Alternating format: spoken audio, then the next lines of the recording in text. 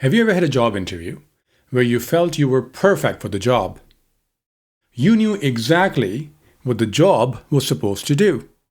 And yet when you went to the job interview, the person interviewing you never really asked you the questions that allowed you to show how suitable you are for the job. You came out of the job interview thinking, well, I don't know if I'm going to get the job because they may not even know that I tick all the boxes. And that is because they kept asking you questions that were kind of relevant, but they never really asked you the questions that were actually directly relevant. And that's just how you feel. But if you're feeling it, then you need to do something about it during the interview, rather than crying about it after the interview. Because look, what's the worst thing that can happen? That you don't get the job, right? Well, if they don't see your strengths in the interview, it's already likely that you're not going to get the job anyway. So if the person interviewing you is not helping you shine, then you need to influence the interview so that you get to talk about the things that make you suitable for the role. It's better to be brave in a job interview so that if you have to regret anything, you might as well regret doing something about it rather than not doing anything about it. So I'm going to share with you a story about a job interview I had many years ago for a large European telecom company. The interview was for a technology consultant role for an RF network testing tool for 2G and 3G mobile networks. This was going to be my final interview, which was a technical one with the R&D Manager for this product. They wanted to assess my technical skills for the role. I had already had my interview with the hiring manager and the sales director and had also met some of the engineers. And to be honest, this interview with the R&D manager made me a bit nervous.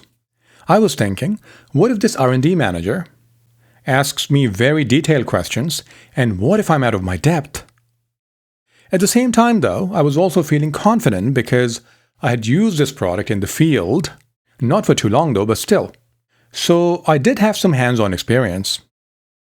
Another reason for my confidence was that I talked to a very senior RF professional about this role, and he had provided me some guidance on how to prepare for the interview. He had advised me to focus on layer 3 signaling within this RF network testing tool and to master the signaling call flows for GSM, GPRS, and UMTS, including inter-technology or IRAT handovers. The big idea was that by following the sequence of layer 3 messages, I could understand how a call or session was established, maintained, and released, and quickly identify, for troubleshooting purposes, where any failures or drops were happening. And that is exactly the baseline I used to prepare for this technical interview. Of course, I did some other things as well, but this was the mindset with which I went into the interview. My interview with the R&D manager, Anna, started with some small talk. She asked me how I was feeling in Scandinavia, and I said cold. We laughed a little bit, ha ha ha, and it was a great icebreaker. We then got into some more serious questions. Well, we kind of had to. So she had my documents with her, so she asked me more about my MSc and, for obvious reasons, took interest in my wireless communications and signal processing courses. Then she asked me about a university lab project I had done where I built a frequency analyzer in C++. I was eagerly waiting and hoping that we would soon move to my relevant job experience because after finishing my degree, I had spent 2 months in the north of Europe doing a network quality audit for a GSM 900 network. And you know what the best part was? That I used this exact product for that audit. That's why I was confident. But somehow, this frequency analyzer discussion kept going. And it started to worry me as well a bit because we were already 25 minutes into the interview and she was going deeper and deeper into programming. In my mind, I was thinking, why is she asking me all of these questions about C++? I'm not applying for a software developer role. This is an RF engineer role, so why are we still talking about C++ and not layer 3 messages.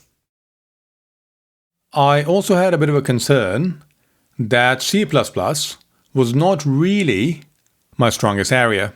So I didn't want her to focus too much on something that wasn't directly relevant to the role, because why expose a weakness in something that isn't even directly relevant? But as she kept asking me more and more questions about this frequency analyzer, I realized that I needed to do something to steer the conversation towards my network quality audit project.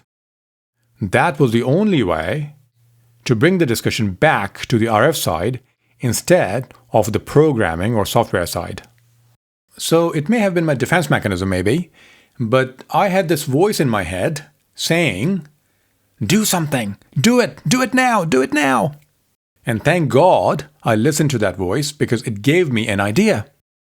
My plan was to wait for the next natural pause in the conversation and then ask her a great question, an intelligent question, a difficult question.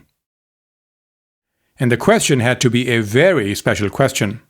It had to be so good and so relevant that it would redirect the entire discussion, the entire conversation.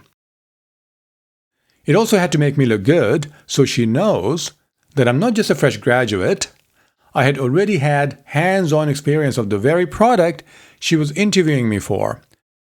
So I thought, let's just wait for the moment. As soon as we had a bit of a pause, I said, Anna, I know this is a job interview, and you're supposed to be the one asking me the questions, but would it be okay if I ask you a question? She said, yeah, of course, it's a two-way discussion. Ask me anything.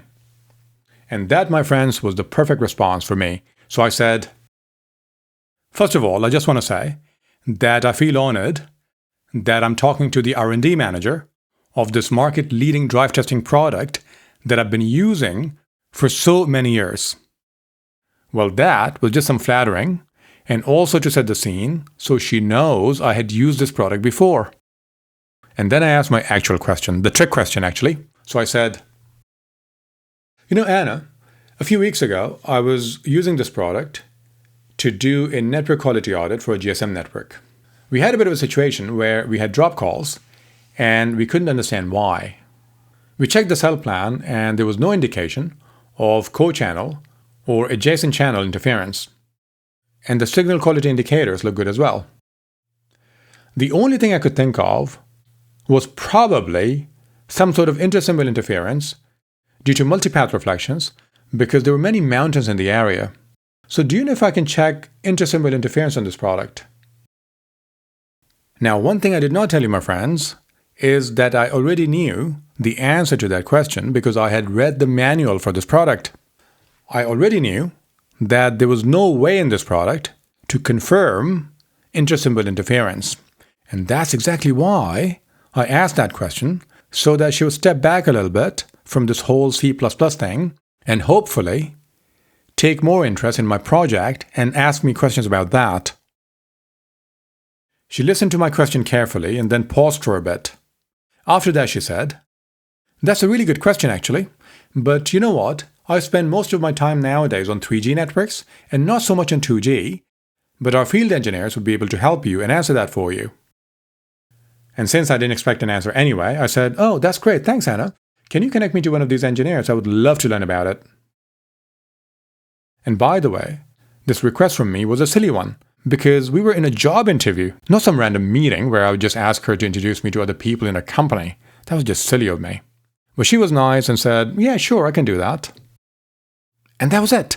After that, she did not ask me anything more about the infamous frequency analyzer, but instead asked me more questions about this project. We had a great discussion, and it ended well and positively. So, what are the lessons from this interview? The first thing I learned was that you need to understand your audience when you're being interviewed. That way, you can understand where people are coming from and you can anticipate their questions. So this product was a software product, and since Anna was the R&D manager, most of the people reporting to her were software developers and programmers. As a result, A technical interview in her universe was more about building the software that enabled network performance, which is why the frequency analyzer was interesting to her. My view, however, as a future consultant, was more about using the software rather than creating it, which is why I focused more on the network itself, so the network performance. But the most important thing that I learned from this interview was that you do not want to be at the mercy of the person who is interviewing you. Because if you do that, you cannot control the outcome. Now, I'm not saying that you should control the interview because that will annoy the interviewer, so don't do that. But if you feel that you're not being asked the questions that make you look good, then trust your instincts and take action. Try to ask some relevant questions to reshape the discussion. Otherwise, they may never know how good you really are. Oh, and by the way, if you're going for a product manager role, I've got a free business case review course for you, and the links are in the comments.